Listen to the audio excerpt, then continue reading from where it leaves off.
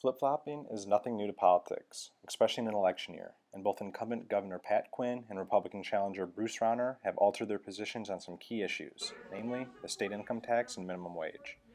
In 2011, Quinn said the 66% personal income tax hike would be temporary, and assured taxpayers the rate would begin a phased rollback in January 2015.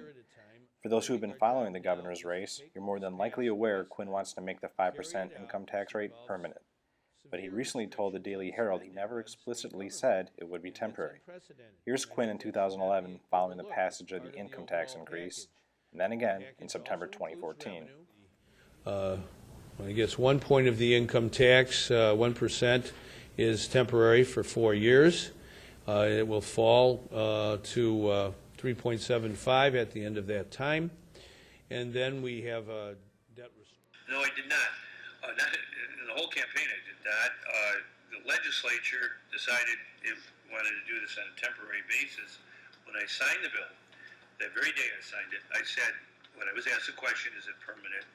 But I said, it's day to day, week to week, month to month, year to year to determine where we stand, where our economy stands. I guess 1 point of the income tax, 1%, is temporary for 4 years. No, I did not. Not in the whole campaign I did not.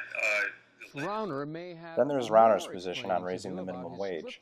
At a GOP gubernatorial candidates forum in September 2013, Rauner said he was adamantly opposed to raising the minimum wage and would cut it back to the federal level. But over the past year, Rauner has shifted his stance to support raising the minimum wage, but only if several business-related reforms are implemented, she laid out at a Metropolitan Planning Council event in August. I am adamantly against raising the minimum wage.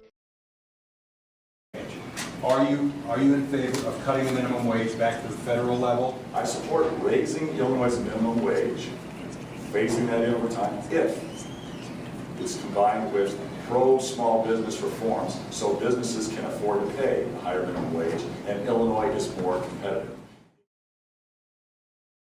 I am adamantly against raising the minimum wage. I support raising Illinois' minimum wage. While both have flip-flopped on some pretty significant issues that will affect us all, how can Illinois voters be assured they won't do so again after the election? I guess we'll just have to take their word for it. For Reboot Illinois, this is Kevin Hoffman with the Spin Cycle.